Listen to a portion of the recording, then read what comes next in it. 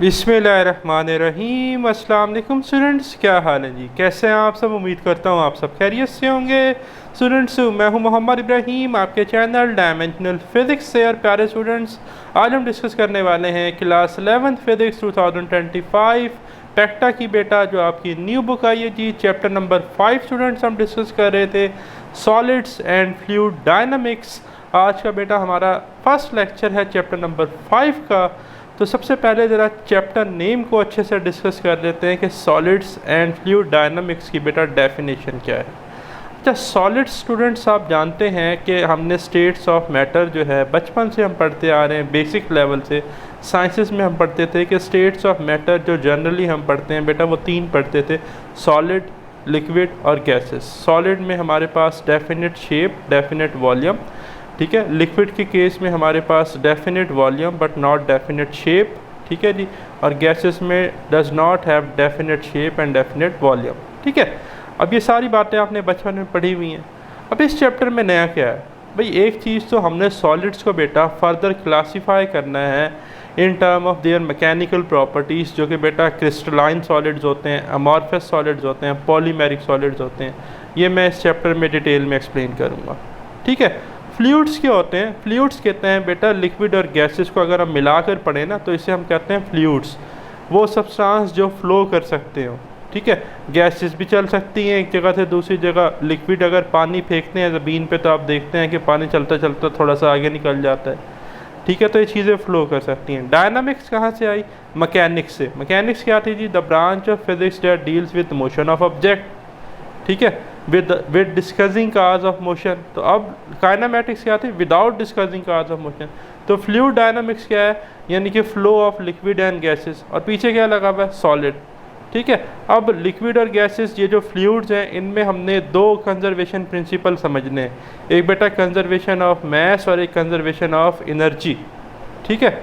तो अब conservation of मास से हमें इक्वेशन ऑफ कंटिन्यूटी मिलती है। ये मैं आपको डिटेल में पढ़ाऊंगा कि वॉल्यूम फ्लो रेट कांस्टेंट होता है, या AV जो है एरिया और स्पीड का प्रोडक्ट कांस्टेंट होता है। इसी तरह बर्नौलीज इक्वेशन में हम पढ़ेंगे sum of pressure, kinetic energy per unit volume, और kinetic energy per unit volume remains constant. ये मैं प्रूव करवाऊँगा सारी चीज़ें। इस चैप्टर के टॉपिक्स हैं ये एक तरह के। तो अब इन सारी बातों को इकट्ठा करें अगर हम, तो डेफिनेशन बनती है the branch of physics that deals with properties and characteristics of solid and fluids is called solids and fluid dynamics. यानी कि फिजिक्स की वो ब्रांच बच्चों जिसमें हम प्रॉपर्टीज़ और कैरेक्टरिस्टिक्स डिस्कस करें सॉलिड्स की, और बेटा फ्लूइड्स यानी कि लिक्विड और गैसेस की, जब वो फ्लो कर रहे होते हैं। तो ये सारा हमने इस चैप्टर में पढ़ना है, ठीक है। एक्चुअली हमने मटेरियल की फर्दर क्लासिफिकेशन नहीं करनी है उनकी कैरेक्टरिस्टिक्स के बेस पर, ठीक है। तो लेक्चर का स्टार्ट करते हैं। और आज का जो लेक्चर है मार्क कर लेंगे MCQs और short question point of view से बेटा काफ़ी इंपॉर्टेंट है, क्योंकि हमने आज पढ़ना है classification of solids. Crystalline, amorphous, polymeric के शॉर्ट में अक्सर आ जाते हैं, MCQs में आ जाते हैं, ठीक है। तो देखें, सबसे पहले इंट्रोडक्शन है जी चैप्टर का। Materials have specific uses depending upon their characteristics and properties. मैंने कहा ना कि हमने कैरेक्टरिस्टिक्स और प्रॉपर्टीज़ की बेसिस पर मटेरियल्स को क्या करना है? क्लासीफाई करना है। अब बड़ा ही इंटरेस्टिंग और इम्पोर्टेंट क्वेश्चन, कैरेक्टरिस्टिक्स और प्रॉपर्टीज़ में क्या फ़र्क है? भाई आसान लफ्ज़ों में बात करूँगा। आपकी भी इस वक्त 4 फिंगर हैं, एक थंब है, मेरी भी 4 फिंगर है, एक थंब है। इसका मतलब आपकी 4 उंगलियाँ, एक अंगूठा है, मेरी भी 4 उंगलियाँ, एक अंगूठा है। क्या मेरे सेल का फिंगरप्रिंट आप खोल सकते हैं, या मैं आपके सेल का फिंगरप्रिंट ओपन कर सकता हूँ? आप कहेंगे नहीं कर सकते। इसका मतलब कि अल्लाह ताला की तरफ से बेटा जो हमें हाथों की उंगलियां हैं और थंब हैं वो तो एक जैसे मिले हैं, ठीक है। ये हमारी प्रॉपर्टीज़ हैं। प्रॉपर्टीज़ 2 सब्सटेंस की कॉमन हो सकती हैं। कैरेक्टरिस्टिक्स क्या है? यूनिकनेस, ठीक है। मेरा फिंगरप्रिंट अलग है, आपका अलग है। इसी तरह अल्लाह ताला वाहिद व ला शरीक है, एक हैं, तो ये उनकी कैरेक्टरिस्टिक है। समझ आ रही है बात? तो प्रॉपर्टीज़ मैच कर सकती हैं 2 सब्सटेंस की, कैरेक्टरिस्टिक्स बेटा मैच नहीं करती। सच एज हार्डनेस, अब कोई मटेरियल कितना ज़्यादा हार्ड है, ठीक है, कि उसके जो इंटरनल स्ट्रक्चर है उसमें जो उसकी मास पर यूनिट वॉल्यूम है, यानी कि जो उसकी डेंसिटी जिसे हम सिंपली कहते हैं, वो कितना डेंस है, कितना अंदर से वो खोखला तो नहीं है, कितना मास है उसके अंदर। डक्टिलिटी, डक्टिलिटी होती है कि वो मटेरियल कितना जो है जी स्ट्रेस बर्दाश्त कर सकता है, कितना हम उस मटेरियल को स्ट्रेच कर सकते हैं, खींच सकते हैं, ठीक है। फिर है जी मेलिबिलिटी। मेलिबिलिटी होती है कि किसी मटेरियल को हम थिन सर्कुलर शीट में बना सकते हैं, कन्वर्ट कर सकते हैं, यानी कि हम उसको पतली पतली जो है ना थिन शीट्स बनाएं। जैसे कि आपके फोल्ड फोन्स आ रहे हैं तो उनमें जो फोल्ड स्ट्रैप होती है वो आप देख रहे हैं बड़ी थिन होती है, तो वो मेलिबिलिटी है। तो ये अब हर मटेरियल की अपनी अपनी है। What makes steel harder and lead soft, कहता है कि क्या रीज़न है कि जी स्टील हार्ड है और लेड सॉफ्ट है। It depends upon the structure, ये किस पे बेस करता है, इन दोनों के स्ट्रक्चर पे। द पर्टिकुलर ऑर्डर, ऑर्डर कैसा है, and bonding of atoms and molecules in the material, ठीक है। बॉन्ड कौन से हैं, पाई बॉन्ड है, सिग्मा बॉन्ड है, मैं एग्जांपल दे रहा हूँ, ठीक है। और मॉलिक्यूल्स की अरेंजमेंट कैसी है। Similarly the study of fluids in motion is relatively complicated, कहता है कि इसी तरह जो आपके पास फ्लूइड्स की स्टडी है, यानी कि लिक्विड और गैसेस की मोशन में, वो क्या है, कॉम्प्लिकेटेड है। But analysis can be simplified by making few assumptions, कहता है लेकिन इनको एनालाइज करना आसान है अगर हम थोड़ी बहुत ही अजम्पशंस जो हैं उनको मद्देनज़र रखते हुए इनको सॉल्व करते हैं। The analysis is further simplified by the use of two important conservation principle. मैंने कहा था ना, दो कंजर्वेशन प्रिंसिपल बेटा हम इस्तेमाल करते हैं। पहला है द कंजर्वेशन ऑफ मास, जिससे बेटा हमें मिलती है इक्वेशन ऑफ कंटिन्यूटी, और दूसरा है द कंजर्वेशन ऑफ एनर्जी, जिससे बेटा हमें मिलती है बर्नौलीज इक्वेशन, ठीक है। The law of conservation of mass give the equation of continuity. अब ये लाइन पेपर में MCQ आ सकती है, ठीक है, कि which of the following conservation principle give equation of continuity. तो law of conservation of mass, while the law of conservation of energy is the basis of Bernoulli theorem और Bernoulli principle. तो Bernoulli's equation, Bernoulli theorem भी कह सकते हैं, Bernoulli principal भी कह सकते हैं। ये हमें किससे मिलता है, law of conservation of energy से। तो ये तो आप MCQs के लिए बेटा सिंपली क्या कर लेंगे, मार्क। अब चलते हैं मेन टॉपिक की तरफ, जो कि MCQs और short question point of view से इंपॉर्टेंट है। क्लासिफिकेशन ऑफ सॉलिड्स, सॉलिड्स को क्लासीफाई करना। बेटा तीन मेजर कैटेगरीज हैं on the basis of mechanical properties of solids. Solids can be classified. हमारे पास जो है तीन जो मेजर काइंड्स हैं वो है क्रिस्टलाइन सॉलिड्स, ठीक है जी। फिर बेटा हमारे पास है अमॉर्फस सॉलिड्स, और फिर बेटा हमारे पास हैं पॉलीमेरिक सॉलिड्स। पॉलीमेरिक इंटरमीडिएट हैं, यानी कि क्रिस्टलाइन भी बन सकते हैं, अमॉर्फस भी बन सकते हैं। अब क्रिस्टलाइन सॉलिड्स क्या होते हैं, the solids in which regular arrangement of atoms, ions और मालिक्यूल्स, जिनमें एटम्स, आयंस और मालिक्यूल, जैसे कि इसको देखें ज़रा, एक ख़ास पैटर्न में जो है ना एटम्स, आयंस, मालिक्यूल्स अरेंज हैं। इसके दरमियान में अगर आप देखें तो कोई वाइड्स और गैप्स नहीं है।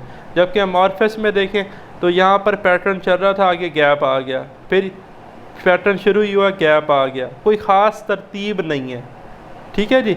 यानी कि विदाउट स्ट्रक्चर, विदाउट फॉर्म, यहाँ तो एक रेगुलर अरेंजमेंट नज़र आ रही है ना, वो यहाँ पर नहीं है। इनका बेटा क्रिस्टलाइन सॉलिड्स का डेफिनेट क्या होता है, मेल्टिंग पॉइंट, बॉइलिंग पॉइंट, जबकि अमॉर्फस सॉलिड्स का डेफिनेट मेल्टिंग और बॉइलिंग पॉइंट नहीं होता, ठीक है। जैसे प्लास्टिक हो गया, गिलास हो गया। जबकि क्रिस्टलाइन की अगर मैं बात करूँ तो मेरे पास डायमंड का आ जाता है स्ट्रक्चर, ठीक है। अच्छा, फिर इनके दरमियान में एक स्टेट आती है, उसे कहते हैं पॉलीमेरिक सॉलिड्स। पॉलीमेरिक सॉलिड्स जो है ये हमारे पास इंटरमीडिएट हैं ऑर्डर और डिसऑर्डर के दरमियान, जैसे ये PVC है, पॉलीविनाइल क्लोराइड। तो ये हमने आज बातें डिस्कस करनी है, ठीक है। तो पढ़ते भी रहते हैं, मार्क भी करते रहते हैं साथ साथ। क्रिस्टलाइन सॉलिड, बेटा सबसे पहले तो डेफिनेशन मार्क कर लें, यहाँ से लेकर यहाँ तक इसकी डेफिनेशन है। In crystalline solid there is a regular arrangement of atoms, ions and molecules, ठीक है जी। क्रिस्टलाइन सॉलिड्स में हमारे पास रेगुलर अरेंजमेंट है एटम्स, आयंस और मालिक्यूल्स की। ये बड़ा ही इंपॉर्टेंट पॉइंट है, आप नोट कर लेंगे। The neighbours of every molecules are arrange in a regular pattern, ठीक है। मैंने कहा था ना, देखें इसका नेबर इसके साथ, इसका नेबर इसके साथ, सारे एक ख़ास तरतीब में है, रेगुलर पैटर्न में, ठीक है जी। That is consistent through the crystal, पूरे क्रिस्टल में क्या है, consistent. There is thus an order structure in crystalline solid. तो पेपर में MCQ आ सकता है कि जी ऑर्डर स्ट्रक्चर होता है क्रिस्टलाइन सॉलिड में। Most solid like metals and ceramics have a crystalline structure. अब भाई मेटल्स हो गए हमारे पास, metals are good conductor of heat and electricity, और सेरेमिक्स कहते हैं object made from a fired clay, ठीक है। फायर्ड क्ले, गारे मिट्टी से बने हुए जो बर्तन होते हैं स्पेशली, वो भी क्या होते हैं आपके पास, क्रिस्टलाइन एक तरह के, ठीक है। या आपने जैसे टाइल्स टाइप मटेरियल देखा है जिनकी हमारे घर में टाइल्स बनती हैं, this means their atom molecules और ions are arrange in a regular pattern. इसका मतलब कि क्रिस्टलाइन सॉलिड में एटम्स मालिक्यूल्स आयंस जो हैं वो एक खास रेगुलर पैटर्न में बेटा अटैच होते हैं। The arrangement of molecules atoms और ion will all type of crystalline solid can be studied by using various techniques। अब बेटा ये जो क्रिस्टल स्ट्रक्चर्स होते हैं ना, इनको हम डिस्कस करते हैं डिफरेंट टेक्निक्स से, जिनमें सबसे पहले हमारे पास होती है XRD, एक्सरे डायफ्रैक्शन। इसमें हमें इंटेंसिटी वर्सेस टू थीटा की कर्व्स मिलती है, हमें पता चलता है कि क्रिस्टलाइन नेचर कितनी है, पीक्स कहाँ पर आ रही हैं। ये खैर हायर लेवल्स की चीज़ें हैं, आएंगी तो मैं आगे फर्दर एक्सप्लेन करूँगा। फिर इसी तरह SEM होती है, स्कैनिंग इलेक्ट्रॉन माइक्रोस्कोपी, जिससे हमें मॉर्फोलॉजी सरफेस पता चलती है। TEM होती है, ट्रांसमिशन इलेक्ट्रॉन माइक्रोस्कोपी, हमें इससे भी सरफेस की मज़ीद बेहतर डेप्थ जो है वो पता चलती हैं। ठीक है, तो ये पेपर में MCQs आ सकती हैं, आपने जैसे इनके नाम याद रखने हैं। It should be noted that atoms, molecules और ions in a crystalline solids are not static। भाई ये बड़ा इंपॉर्टेंट पॉइंट कि आपने नोट कर लेना कि एटम, मॉलिक्यूल्स और आयन क्रिस्टलाइन सॉलिड में रुके हुए नहीं होते, अपने लैटिस के मीन पोजीशन पर टू एंड फ्रो मूव करते रहते हैं, वाइब्रेट करते रहते हैं। For example each atom in crystal vibrates about a fixed point or fixed position with an amplitude that increases with rise in temperature। क्या कहता है कि जो आपके पास एटम्स, आयंस और मॉलिक्यूल्स हैं वो क्रिस्टल में वाइब्रेट करते हैं अपनी फिक्स पोजीशन पर टू एंड फ्रो, लेकिन उनका रेट ऑफ वाइब्रेशन या रेट ऑफ क्लियन इंक्रीज़ हो सकता है, एम्पलीट्यूड इंक्रीज़ हो सकता है। कब? जब आप टेम्परेचर बढ़ाएंगे। ठीक है, it is the average atomic position which are perfectly ordered over a long distance. ठीक है जी, तो इसमें लॉन्ग रेंज ऑर्डर जो है वो पाया जाता है हमारे पास क्रिस्टलाइन सॉलिड्स के केस में। तो ये चीज़ भी आप क्या कर लेंगे, नोट कर लेंगे। ठीक है जी, अब जैसा कि यहाँ पर मैं बात करूँ तो आप देख रहे हैं कि यहाँ पर आपके पास एक ख़ास अरेंजमेंट आपको नज़र आ रही है। तो ये क्रिस्टलाइन क्या है, हमारे पास सॉलिड है। ठीक है जी, और यहाँ पर अगर हम देखें तो ये एक तरह का हमारे पास क्या है जी, गिलासी सॉलिड है। ठीक है, तो ज़रा इधर देखिएगा, the cohesive forces between atoms, molecules और ions in crystalline solid maintain the strict long range order. मैंने क्या कहा है कि भाई लॉन्ग रेंज ऑर्डर होता है क्रिस्टलाइन सॉलिड में, पेपर में MCQs आ सकता है। लॉन्ग रेंज ऑर्डर किसकी वजह से होता है? कोहेसिव फोर्सेस की वजह से, जो एटम्स, आयंस और मॉलिक्यूल्स के दरमियान होती हैं, जो उन्हें जोड़े रखती हैं in spite of atomic vibration. ठीक है, ताकि वो टकराए ना आपस में। फॉर एवरी क्रिस्टल, हर क्रिस्टल के लिए, however there is a temperature at which the vibration becomes greater than the structure suddenly breaks. कहता है हर क्रिस्टल के लिए एक ख़ास टेम्परेचर है जिसमें वाइब्रेशन इतनी ज़्यादा हो जाती है कि क्रिस्टल का स्ट्रक्चर ब्रेक हो जाता है, टूट जाता है। ठीक है, break up and solid melt, और सॉलिड जो है वो मेल्ट हो जाता है। ठीक है, सॉलिड स्टेट से वो फेस चेंज हो जाता है लिक्विड में। ठीक है, this transition from solid order to liquid disorder is therefore abrupt और डिसकंटिन्यूअस। ठीक है, उस खास टेम्परेचर पर जब आपका सॉलिड फेस लिक्विड फेस में चेंज हो रहा है, आप एक ऑर्डर स्ट्रक्चर से डिसऑर्डर स्ट्रक्चर की तरफ जा रहे हैं, वो एक अब्रप्ट प्रोसेस है जो बड़ा तेज़ी से होता है, या डिसकंटिन्यूअस प्रोसेस है। ये भी पेपर में MCQ आ सकता है। Every crystalline solid has a definite melting point. For example quartz होते हैं SiO2, सिलिकॉन डाइऑक्साइड। ठीक है, calcite, sugar, mica, diamond etcetera अभी एग्जांपल हैं। अब भाई डेफिनेशन लिखेंगे ना, अगर पेपर में शॉर्ट आता है, अक्सर नॉर्मल तो ये ऐसे आता है कि define crystalline solid, amorphous solid, polymeric solid. तो आप डेफिनेशन लिखेंगे, फिर आप बता देंगे इनमें लॉन्ग रेंज ऑर्डर है कोहेसिव फोर्सेस की वजह से, और फिर आप एग्जांपल लिख देंगे बस। ठीक है, बाकी सारी चीज़ें MCQs पॉइंट ऑफ व्यू से इंपॉर्टेंट है। फिर है जी अमॉर्फस और गिलासी सॉलिड्स। अब अमॉर्फस क्या है? तो सबसे पहले अमॉर्फस वर्ड को समझते हैं। The word amorphous means, amorphous का मतलब है विदाउट फॉर्म, बगैर किसी शेप के, और स्ट्रक्चर, यानी कि बगैर कोई स्ट्रक्चर के, कोई ख़ास अरेंजमेंट ही ना हो। ठीक है, स्ट्रक्चर लेस जो आपके पास सॉलिड्स हैं वो कौन से हैं? अमॉर्फस और glassy. Thus in amorphous solids there is no regular arrangement of molecules like that in crystalline solid. कहता है अमॉर्फस सॉलिड्स के अंदर कोई रेगुलर अरेंजमेंट नहीं होती है एटम्स, आयन और मॉलिक्यूल्स की, जैसा कि क्रिस्टलाइन सॉलिड में होती है। We can therefore say that amorphous solids are more like liquids with the disordered structure frozen in. कहता है कि हम कह सकते हैं फिर अमॉर्फस सॉलिड्स जो हैं ये बिल्कुल ऐसे ही हैं जैसे आपके पास लिक्विड्स होता है डिसऑर्डर स्ट्रक्चर जब उसको हमने फ्रीज किया हुआ होता है फ्रोजन फॉर्म में, ठीक है।